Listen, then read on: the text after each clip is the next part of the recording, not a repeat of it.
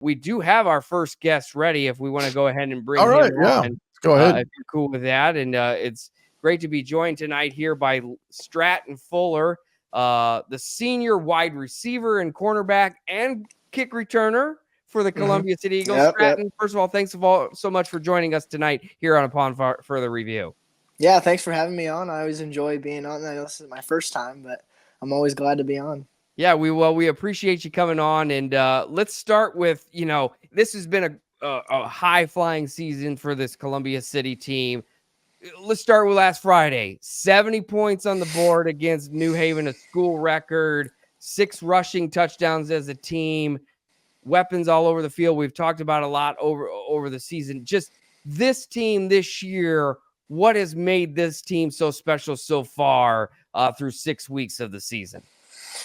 Yeah, a lot of credit does have to go to our fronts, defensive line and offensive line. They have been stellar this year so far, and I hope they continue to get better in how they have handled themselves and how they approach each game. They know that other teams have some guys up front, and they're not afraid, but they attack it as a challenge. And I love our offense as well. Like, as a whole, we just get along, and we trust each other.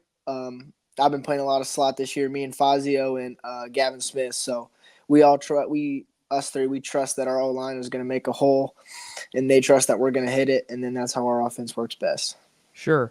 We've talked about, we've had you on the show before. We've talked with you a lot. Everybody kind of knows you a little bit more from that Columbia City team headed to Army. We'll talk about that in a little bit. But some of the other guys that we've seen, Fazio and Faust, Grayson Bradbury, the quarterback, this group, talk about the development of these guys that we're really starting to learn their names on Friday nights. And wow, the firepower that this team presents as you guys go through the NE8.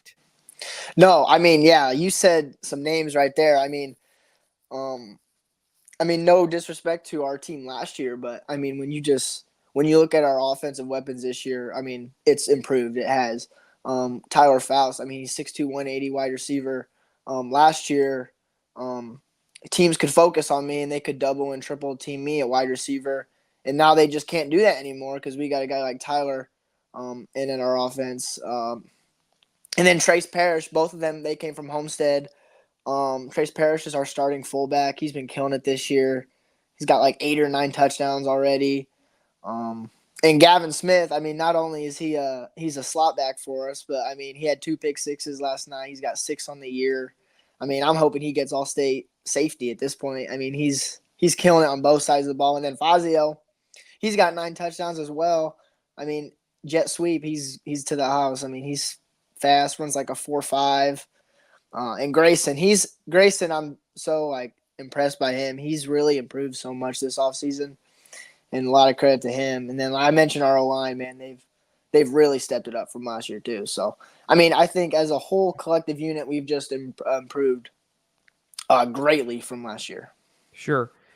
And the defense too. You're a guy who plays both ways. Statistically, you guys, I think heading into this past weekend, 48 points a game, one of the tops in the state. And then defense, 9 points a game, one of the tops. That aspect of it too, holding your opponents down, keeping them out of the end zone, causing the turnovers. That's a big aspect of that. It seems like to me the defensive side of things is really that added element that you guys have really come along, especially in the last year. Just talk about the growth of that side of the ball and really how that's become such a successful part of what you guys have been able to do at Columbia City. Yeah, so starting with our secondary, it's me, Faust, and then Smith back there. So we all play offense as well. But, I think we do a good job of holding our teams passing. They can't we don't want them to throw on us as much as they do, but we force teams to do that because of our D-line and linebackers. Our front 8, I think, has done a really good job this year. So our middle backer is Ethan McIntosh, and then his younger brother, I believe, is our Will Corbin. He's a sophomore, and he's done really well, both of them. Ethan's took a big step from last year as a junior. In our D-line, we got Gavin Shepard and Garrett Shepard, brothers. One's a sophomore, one's a senior, just like the McIntoshes. And then we got Avery Freemion. and Wyatt Freeman. They're not brothers, but they do a good job as well. And it's Wyatt Freeman's first year starting, but he's done a really good job. He's one of those quicker D linemen, and he does a good job. And I'm really happy for him that he's stepped into the role that he has as well.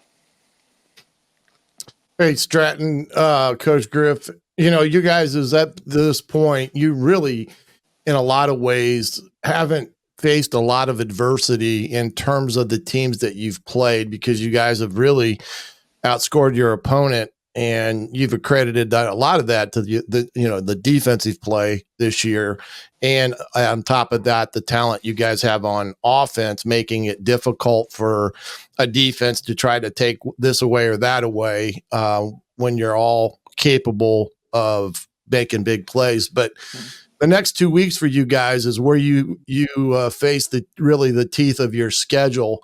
Yep. With East Noble coming up this Friday night. I mean, that's ultimately the next 2 weeks are for you guys to remain in the driver's seat, so to speak. East Noble, big win at Leo, and you play them up there and come back and play Leo at home. But talk about the next week and what you guys think you're going to be facing up in East Noble. Yeah, I mean, they came off a big win at Leo 2 weeks ago, and then they won last week. I mean, this is one of those games that we have circled. I mean, we've won every game so far pretty handily, and we know that East Noble, they have a lot of good dudes on their team. I mean, Krell, he's been 9 yards a carry, whatever.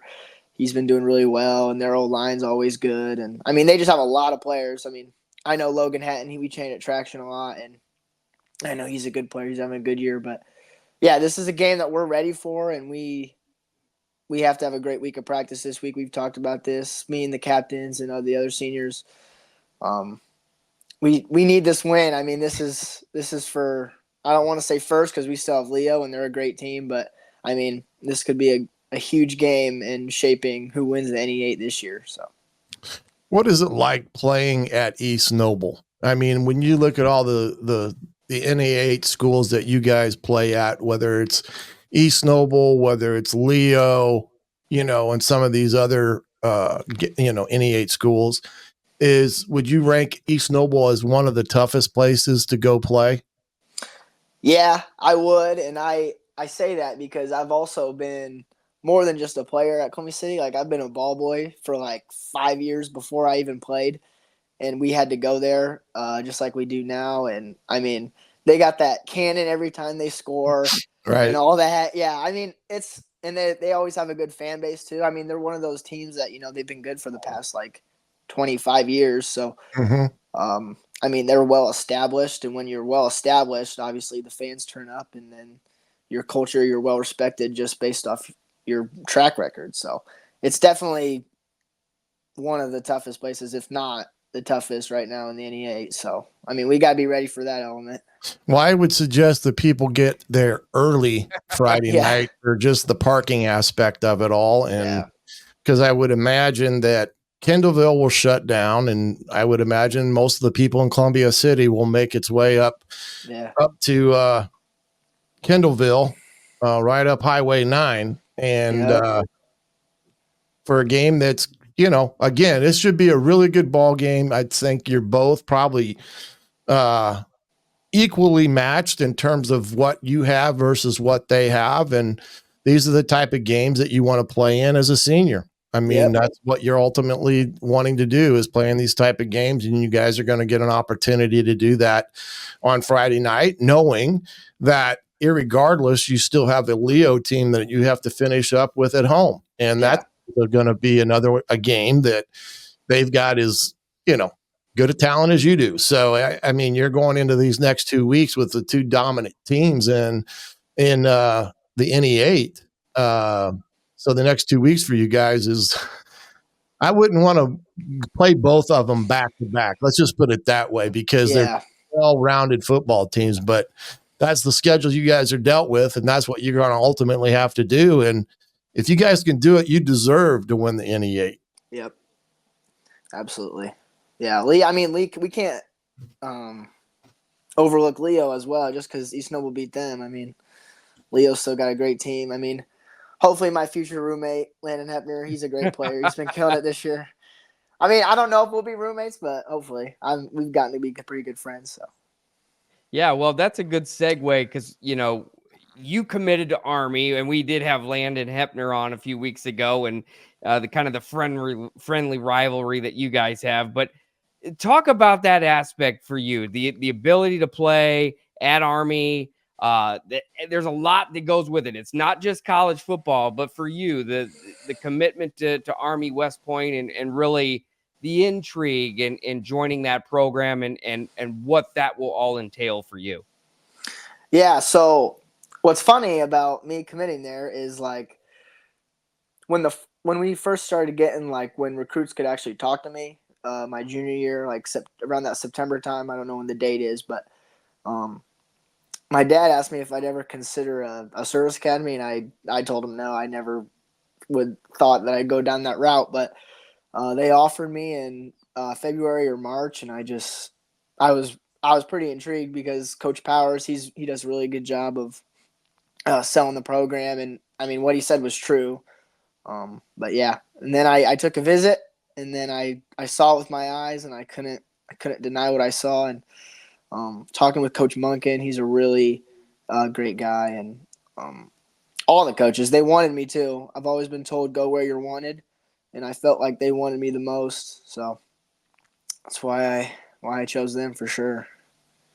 Yeah, absolutely. The service part of it, you talked about your dad asking you and we're pulling up your little announcement here that you shared on X when you committed and in shots with you and Coach Munkin and all of that. But the military aspect, that talk about that part of it and just, that commitment that's coming down the line for you and really the opportunity to serve your country and how important that is to you. Yeah. Like most people, we had my mom especially and my father, we had a lot of questions. And all those coaches, they did a really good job of answering that. And not even just about football, like you mentioned, the service aspect. And so it's 5 years afterwards. What's nice about it is when I graduate, I get to pick where I go in the country. So I don't know where I'll pick, but they said a lot of guys pick Hawaii. Don't know why they pick Hawaii, but they say a lot of guys pick Hawaii. So we'll see if I decide a Florida place or a Hawaii place. But yeah, so I'll serve for 5 years in whatever role I decide. I'm thinking about maybe economic or finance branch. Going down there, doing my thing, and then after 5 years, I have the choice to stay or leave and do my private job. So, yep. Having Landon go with you, Landon Hepner, that is. Talk about, and that's pretty cool. I mean, two kids from our area, from the same conference, Leo, Columbia City, similar in the sense that you both play on both sides of the ball. That opportunity to play with him and the friendship you guys have developed that you guys will take out to West Point. Yeah, I mean, we never honestly talked before this whole Army thing, and I mean that's normal. Leo, Columbia City, we don't really know each other well, but yeah, he. So the day I committed, before I even announced it, and he even knew, he messaged me and he was like, asking because he had the offer at the time as well. He was asking if it was a good fit for him. He was asking me about it. And I was telling him stuff. I was being honest and telling him everything I saw, and I even sent him a few photos, I think. And I don't know how long after I committed that he committed, but he ended up committing. So, and then through that, we've really been talking more. And yeah, I mentioned it. We'd like to be roommates and stuff, but yeah. Well, that's the unique stuff. That's the unique stuff about it, and those things I'm sure will work out. And but the beauty of it is that making a commitment to a service academy is one of those selfless things that student athletes that get the opportunity to do it. And someone like you in your background, things of that nature, I would see you as a perfect fit, as I do Landon in that arena, just because, from my days in college football, there's a certain type of individual they look for. and you fit it and Landon fits it. And there's more kids around in this area that are going to fit it in years to come. And once that pipeline's established for them, it becomes something that will continue to grow. I mean, they had, it's slipping me now, the kid from Snyder. Dellinger, yeah. Yeah, the offensive lineman was there, and his experience. Now I think he's graduated now, if I'm not mistaken. But he went there, and he was a perfect fit for him. So, congratulations on that. Number one, number two. This is a true 40-year commitment in the mindset of what you're going to set yourself up for, and that's what guys sometimes, forget about. There's no portal at Army. There is no, they're not going to go to the portal and pull out some guy. They're in the development game like college football used to be. And it's a very unique setup, and they win. And Coach Monken is a true head coach that has won everywhere that he's been, even as an assistant coach. And I'm sure you're going to fit right in with what they want to do with you, as will Landon Hepner. So congratulations on that for the first part of it. I think that needs to be commended in terms of it's an unselfish act to think about it and what you want to do, and then choosing to represent not only the community you come from, but your country as well, and what that all entails. It's not an easy decision. It's a tough decision. I'm sure you mulled around for a little bit, even with your parents. Yeah. Thank you so much for that. That means a lot. Thank you. Absolutely. Well, Stratton, it's been a pleasure to talk to you tonight here on Upon Further Review, and catching up with you. And what a season you guys have had so far as things keep rolling. A big one in Kindleville, like we mentioned. Friday night, Columbia City travels to East Noble with big NE8 title implications on the line. And we certainly wish you luck Friday, the rest of the season, and your time at Army West Point. And I'm sure we'll be hearing from you more down the road. Yeah. Thanks for having me on. I always enjoy it. All right. Good luck, buddy. Yeah. That was Stratton Fuller, the wide receiver and cornerback for the Columbia City Eagles. And, Coach, we really got to know him and really started hearing about him. It's probably been more than a year ago now, but he really has burst on the scene. And that's where you see the Army offers come down. And he had other offers as well. And the opportunity to go to a service academy and think outside the box. I mean, it maybe a year ago, it wasn't something that he thought of. And now he's here with that opportunity. And lo and behold, somebody like Landon Hepner going there too. And he's formed a new friendship with a kid he's never known before as a senior in high school from a different school, different team, and two really good players.